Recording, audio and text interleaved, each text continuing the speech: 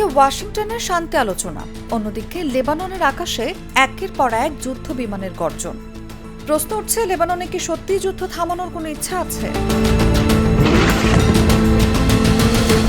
যুদ্ধবিরতির ঘোষণা থাকলেও বাস্তবে লেবাননের পরিস্থিতি যেন আরও ভয়াবহ হয়ে উঠছে। সম্প্রতি যুক্তরাষ্ট্রের মধ্যস্থতায় ইসরায়েল ও লেবানন আরও ৪৫ দিনের জন্য যুদ্ধবিরতির মেয়াদ বাড়াতে সম্মত হয়েছে। কিন্তু এই সমঝোতার মধ্যেই দক্ষিণ ও পূর্ব লেবাননে ভয়াবহ বিমান হামলা চালিয়েছে ইসরায়েল। রোববার হামলায় অন্তত ৮ জন নিহত এবং ১ ডজনের বেশি মানুষ আহত হয়েছেন। দক্ষিণাঞ্চলের একাধিক গ্রাম ও শহরে হামলার পাশাপাশি সাধারণ মানুষকে জরুরি ভিত্তিতে এলাকা ছাড়ার নির্দেশ দিয়েছে ইসরায়েলি বাহিনী।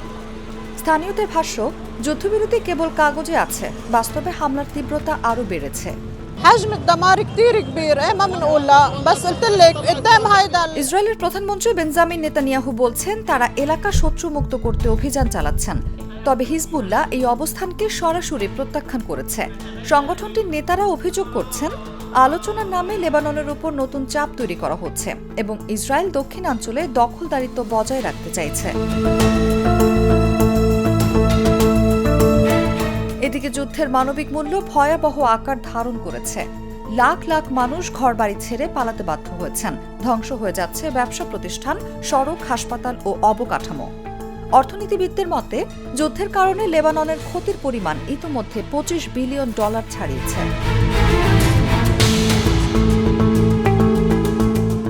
সব মিলিয়ে মধ্যপ্রাচ্যে নতুন করে বড় সংঘাতের আশঙ্কা তৈরি হয়েছে। কারণ একদিকে চলছে কূটনৈতিক আলোচনা, অন্যদিকে পাল্টাপাল্টি হামলায় বাড়ছে উত্তেজনা।